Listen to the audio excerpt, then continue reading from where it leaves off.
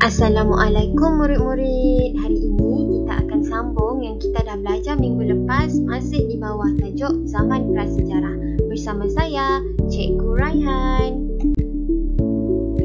Objektif pembelajaran hari ini ada 4. Yang pertama, di hujung pembelajaran kamu semua mampu menghuraikan ciri kehidupan dari aspek kegiatan sosial dan ekonomi manusia zaman prasejarah.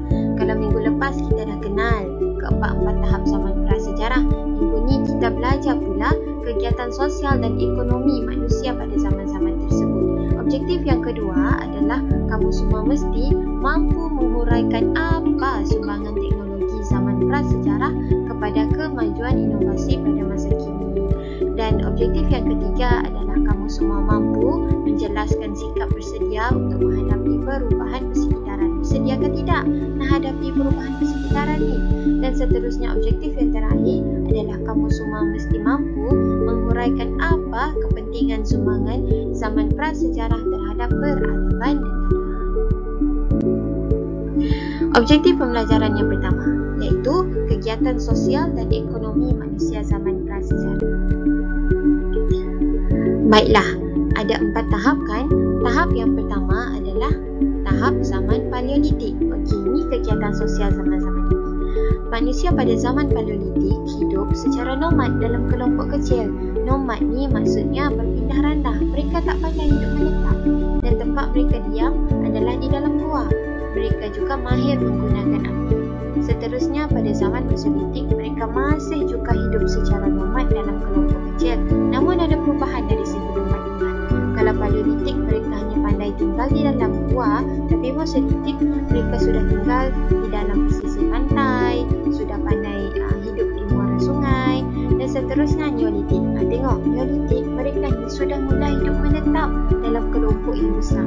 Kalau Paleo dengan Meso, mereka hidup nomad kan? Neolitik, mereka ni sudah hidup menetap. Dan mereka ni membina pertempatan di lembah sungai dan pesisir pantai. Seterusnya, zaman Logam. Mereka hidup menetap dalam kelompok yang lebih besar. Kalau Neolitik cuma besar sikit, tapi Logam dia jauh lebih besar. Dan mereka ni dah pandai ada ketua. Nampak tak maju dah Logam ni. Dan mereka ni juga mengamalkan adat dan upacara yang tersusun. Kegiatan ekonomi zaman prasejarah. Paleolitik, Mesolitik, Neolitik, Logam. Paleolitik, kita tengok sama-sama perubahannya. Paleolitik, mereka guna peralatan daripada batu. Lepas tu, mereka ni kutip hasil hutan. Mereka ni juga buru haiwan. Mereka ni, pada pendapat cikgu lah, mereka ni hanya tahu ambil apa yang ada depan mata saja. Mereka belum pandai nak mengusahakan sendiri. Jadi mereka nampak hasil hutan, mereka kutip. Mereka nampak haiwan, mereka buru. Ini zaman Paleolitik, dan mereka ni juga berkongsi makanan. Mereka tak pandai berdagang lagi. Mereka hanya pandai berkongsi makanan. Seterusnya, pada zaman Mesolitik, mereka ni dah guna peralatan batu yang lebih baik. Nampak ada peningkatan, ada perubahan teknologi. Dan mereka ni masih lagi mengutip hasil hutan dan memburu haiwan. Namun, mereka ni dah pandai tangkap ikan. Nampak tak perubahan itu? Dan mereka juga masih berkongsi makanan. Seterusnya adalah zaman Neolitik. Mereka ni guna peralatan batu yang lebih kemas dan licin dan pelbagai fungsi. Nampak tak kemajuan? Seterusnya, mereka ni dah pandai bercucuk tanam. Kalau Paleo dengan Meso, mereka hanya pandai kutip. Tapi pada zaman Neo, mereka ni dah pandai bercucuk tanam. Mereka ni juga dah pandai ternak haiwan, tangkap ikan. Dan mereka ni pandai menghasilkan tembikar. Nampak tak kemajuan yang semakin meningkat? Dan mereka ni sudah pandai berdagang. Tapi mereka tak guna duit.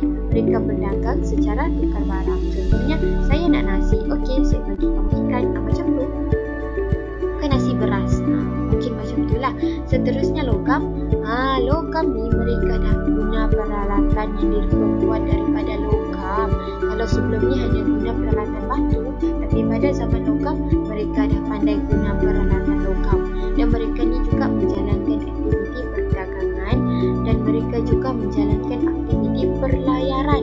Wah, mereka ni dah pandai berlayar. Ya, zaman Logam sangat maju. Dan manusia pada zaman Logam ni juga telah menjalinkan hubungan dengan kerajaan luar. Ialah sebab mereka ni dah pandai pandai berlayar kan? Jadi mereka sudah jalinkan hubungan dengan kerajaan luar.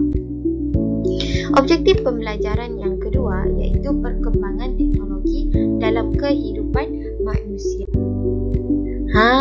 Tengok ni, kalau zaman dahulu, pada zaman prasejarah, mereka menggunakan peralatan asas seperti batu dan kayu. Tapi tengok masa sekarang. Kita guna apa? Masyarakat kita guna apa? Kita guna jentera untuk meningkatkan hasil pertanian. Nampak kan Miza? Zaman dahulu guna kayu dan batu. Zaman sekarang guna jentera. Seterusnya perubahan dalam komunikasi. Kalau masa dahulu, mereka zaman prasejarah menggunakan lukisan, asap dan bunyi. Tapi sekarang tengok kita dah guna alat komunikasi moden. Tengok tu, guna komputer riba, guna telefon. Nampak kan perubahan? Dulu orang melukis ya, tapi sekarang dah guna telefon, dah guna komputer riba. Seterusnya perubahan dalam sistem pengangkutan. Kalau masa dahulu hanya guna perahu yang diperbuat daripada batang pokok. Tu tengok pada gambar. Guna perahu yang diperbuat daripada batang pokok saja.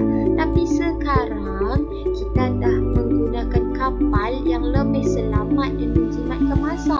Kapal besar tu, nampak tak perubahannya? Dan seterusnya perubahan dalam keperluan rumah. Kalau masa dahulu hanya menggunakan kayu api untuk memasak.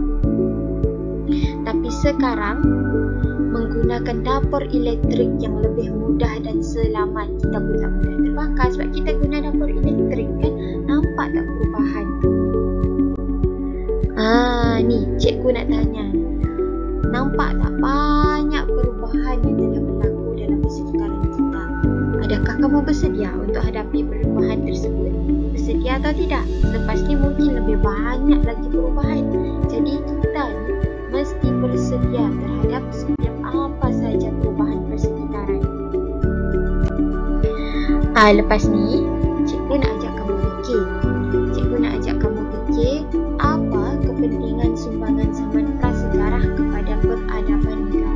Cuba kita fikir, apa sumbangan zaman prasejarah ni terhadap negara kita? Mereka ni pencetus kepada apa? Cikgu bagi contoh, tapi jangan tiru jawapan cikgu.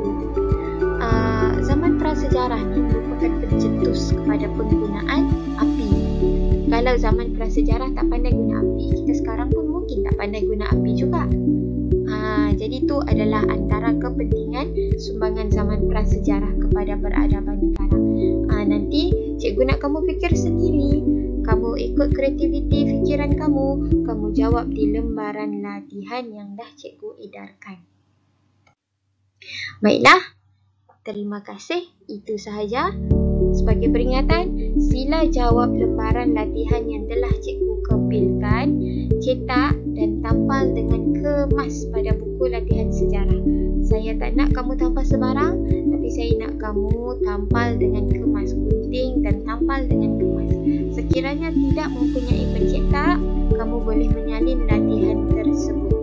Kena hantar hari ini juga ya, sebab kita ada banyak masa. Masa tutorial nanti pun ada juga. Siapkan juga latihan yang telah cikgu sediakan. Hantar ke